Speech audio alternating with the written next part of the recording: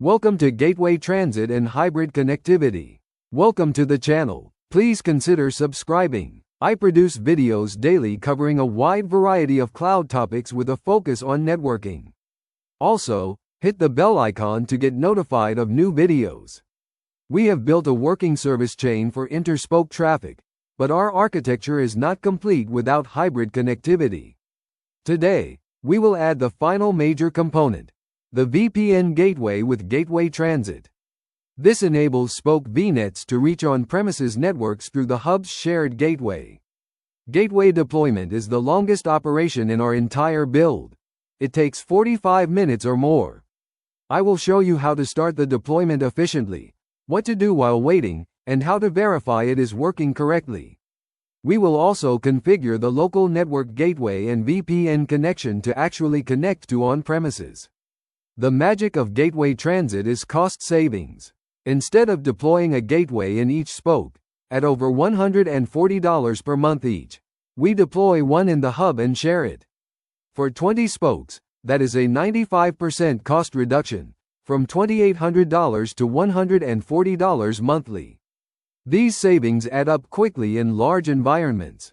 We will also configure internet egress through the firewall, completing the hub's role as the central point for all external connectivity. By the end, your spokes will have full connectivity to each other, to on-premises, and to the internet, all through your secured service chain.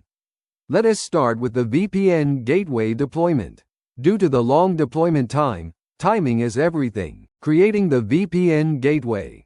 The VPN gateway is the most time-consuming resource to deploy in Azure networking, typically taking 45 to 60 minutes.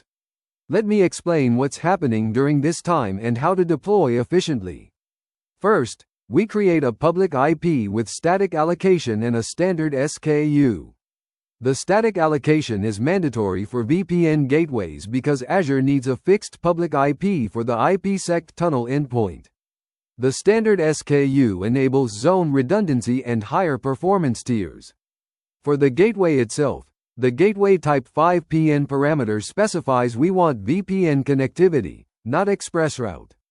The VPN type route-based is crucial, as policy-based VPNs are legacy and don't support modern features like multiple tunnels, BGP, or gateway transit. Always use route-based unless you have ancient on-premises equipment. The SKU VPN GW2 is my recommendation for most organizations. It supports 1.25 gigabits per second of aggregate throughput, 30 site-to-site tunnels, and costs about $140 monthly. VPN GW1 saves $50 a month but limits you to 650 megabits per second. For high throughput needs, VPN GW3 to 5 offer up to 10 gigabits per second but cost significantly more. During deployment, Azure creates two virtual machines in your gateway subnet in an active standby configuration. These virtual machines are fully managed, and you never access them directly. They're deployed across availability zones for redundancy if your region supports it. The no-wait parameter is critical for efficiency. Without it, your terminal blocks for more than 45 minutes. With it, the command returns immediately, letting you continue other configurations while the gateway deploys in the background. Here's a pro tip. Start this deployment first thing in your maintenance window. While it's deploying, you can configure everything else. While the gateway deploys, let's understand what's happening behind the scenes and how to monitor its progress. This knowledge is helpful when troubleshooting deployment failures. The deployment happens in stages. First, Azure allocates compute resources, which are the two virtual machines that will run your gateway. Then, it installs the gateway software and configures high availability between the instances. Next, it sets up the networking, creating virtual interfaces, configuring routing, and establishing the public IP binding. Finally, it performs health checks and marks the gateway as ready. The show command with the query provisioning state parameter gives you the current status. You'll see several states. Updating means deployment is in progress. Succeeded means it's ready for use. Failed indicates a problem, and you should check the activity log for details. Common failure reasons include insufficient quota, as the gateway virtual machines count against your core quota.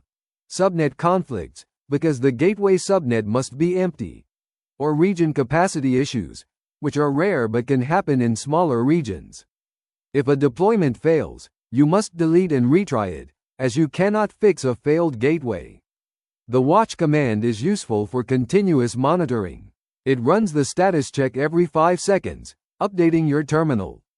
This lets you see immediately when the gateway is ready without having to check manually. During this wait time, you can prepare other configurations, for example, creating the local network gateway, planning your on-premises routes, or documenting the configuration. Just don't try to update the hub-to-spoke peering with gateway transit yet, as that requires a completed gateway. A typical deployment takes about 45 minutes, but I've seen it range from 30 to 75 minutes, depending on the region's load. With the gateway deployed, we can now enable gateway transit. This involves updating our existing peering connections, a two-step process that must be done in the correct order. First, we update the hub-to-spoke peering to allow gateway transit. The Allow Gateway Transit parameter tells the hub that it can share its gateway with this peered VNet. This is the hub giving permission to use its resources. Notice we are updating existing peering, not recreating it. The peering update command preserves all other settings while adding gateway transit capability. This is non-disruptive, and existing traffic flows continue during the update. We must update all hub-to-spoke peerings. Each spoke needs explicit permission to use the gateway. There is no Allow All Spokes option. This is by design for security and billing clarity. After updating the hub side, the gateway's BGP routes become available to spokes, but they are not using them yet. The spokes must explicitly opt in to use the remote gateway. The spoke-to-hub update adds the Use Remote Gateways parameter. This tells the spoke to use the hub's gateway for external connectivity instead of looking for a local one. This parameter can only be set when a gateway exists in the remote VNet, which is why we had to wait. Once both sides are updated, magic happens. The spoke VNets suddenly have routes to on-premises networks, learned via BGP through the shared gateway. From the spoke's perspective, it is as if they have their own gateway. A common mistake is updating only one direction. Both the hub-to-spoke and the spoke-to-hub peerings must be updated for gateway transit to work. Creating Local Network Gateway. The local network gateway represents your on-premises network in Azure. Think of it as Azure's knowledge about what exists on the other end of the VPN tunnel. This configuration is crucial for proper routing. The gateway IP address is your on-premises VPN device's public IP. This must be a static, publicly routable IP address. Common mistakes include using private IPs, like 192.168.1.1, or IPs behind carrier-grade NAT. Azure needs to initiate connections to this IP, so it must be reachable from the Internet. The local address prefixes parameter is equally critical. These are all the network ranges that exist on premises. In our example, 10.0.0.0/16 and 192.168.0.0/16 represent two on-premises networks. Be comprehensive. If you miss a network here, Azure won't route traffic to it. You can specify multiple prefixes separated by spaces. Be as specific as possible to avoid routing conflicts. If you have overlapping address spaces between Azure and on-premises, which is common after mergers, you'll need more advanced solutions like Azure Route Server or NAT. This configuration affects not just routing but also VPN tunnel establishment. The VPN gateway uses these prefixes to configure its IPsec security associations. Traffic matching these prefixes gets encrypted and sent through the tunnel. Here's a pro tip. Always document your on-premises networks thoroughly before creating the local network gateway. Missing networks are a common cause of connectivity issues. You can update the prefixes later, but it may briefly disrupt the VPN connection. The local network gateway is also where you'd configure BGP settings if your on-premises device supports it. BGP enables dynamic route learning, eliminating the need to manually maintain prefix lists. Now we create the actual VPN connection, linking our VPN gateway to the local network gateway. This establishes the IPsec tunnel for secure communication with your on-premises network.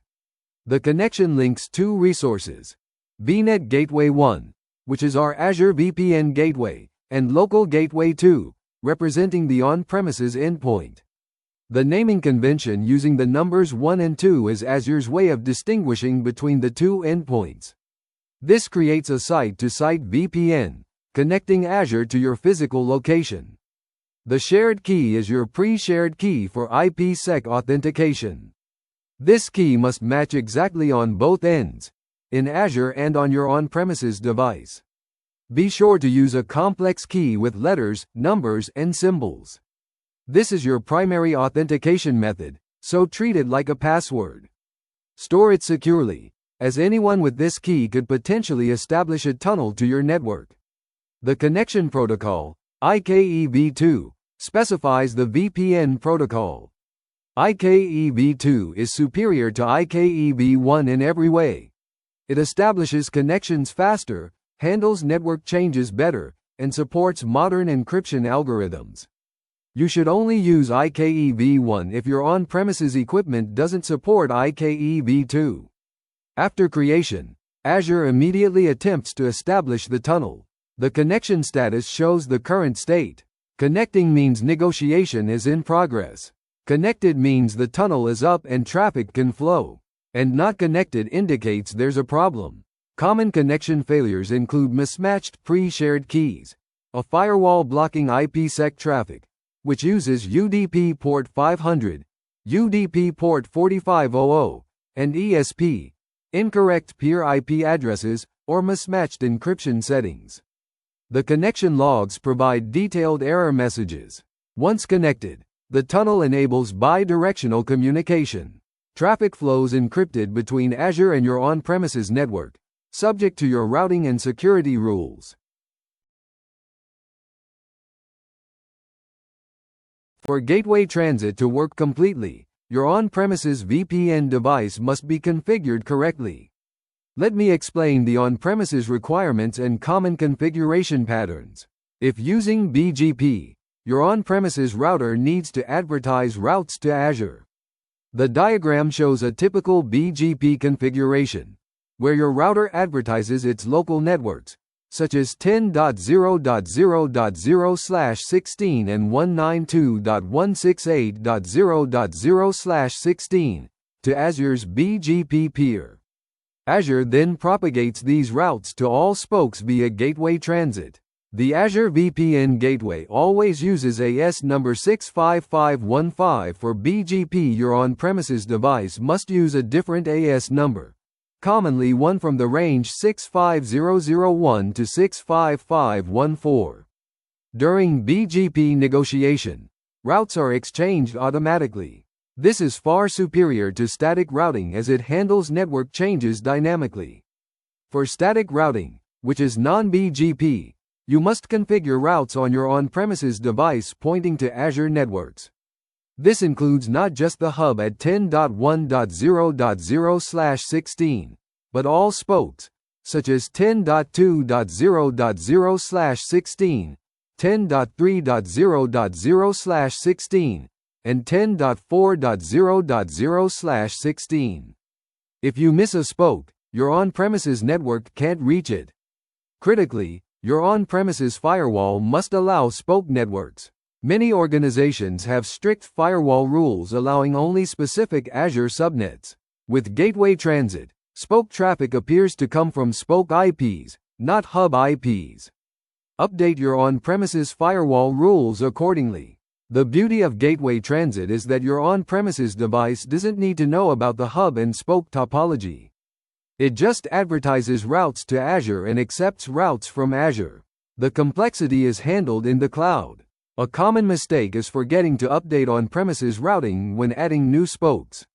With static routing, each new spoke needs a route on your on-premises device. With BGP, This happens automatically. Configuring internet egress through the firewall. The final connectivity piece is internet egress. By default, Azure virtual machines have direct internet access, bypassing your security controls. Let's fix that by routing internet traffic through the firewall's service chain. On the firewall NBA, we configure NAT, or Network Address Translation. Outbound NAT replaces the source IP of packets with the firewall's public IP. This hides internal IP addresses and provides a central point for internet access control. Testing complete connectivity. It is time to validate our complete architecture. We will test all traffic paths: inter-spoke, spoke to on-premises, and spoke to internet, verifying that our service chain handles everything correctly. For spoke to on-premises testing, we will check the effective routes first. You should now see routes to the on-premises networks, such as 10.0.0.0/16 and 192.168.0.0/16, with a next hop type of virtual network gateway. These routes came from Gateway Transit. The spoke learned them through the hub's gateway. The actual connectivity test might initially fail, even with correct routing. Common causes include the on-premises firewall blocking Azure subnets, an IPsec tunnel that is not established, or on-premises routing that is missing the Azure networks. First, check the VPN connection status, then trace through each hop. For internet egress testing, use curl or wget from a spoke virtual machine. The public IP returned should be your firewall's public IP, not the virtual machine's original public IP. This confirms that NAT is working. Also, check that the traffic traversed both NBAs by examining logs or packet captures. Summary and next steps. Congratulations! You've built a complete enterprise-grade Azure network with service chaining and gateway transit. Every packet flowing in and out of your spokes now goes through security inspection while maintaining cost efficiency. We deployed a VPN gateway in the hub, a 45-minute process that enables hybrid connectivity. We configured gateway transit by updating peering connections, allowing spokes to share the hub's gateway. This provides massive cost savings at scale. We established on-premises connectivity through a local network gateway and VPN connection. Spoke virtual machines can now reach on-premises resources, with all traffic flowing through the firewall and IDS for inspection. We enabled centralized internet egress through firewall NAT. This provides consistent security policies and logging for all internet access. The complete traffic flow is now operational. Spokes can reach each other, on-premises, and the internet, all through your service chain. The architecture now provides enterprise-grade security with all traffic inspected, cost efficiency through shared gateways, operational simplicity with centralized management, and scalability to add new spokes easily.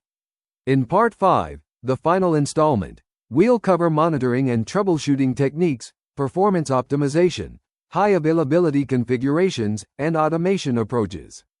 You'll learn how to operate this architecture in production. The architecture is complete and functional. Next time, we'll ensure it stays that way with proper monitoring and management. Thank you for your attendance. Please consider subscribing to the channel.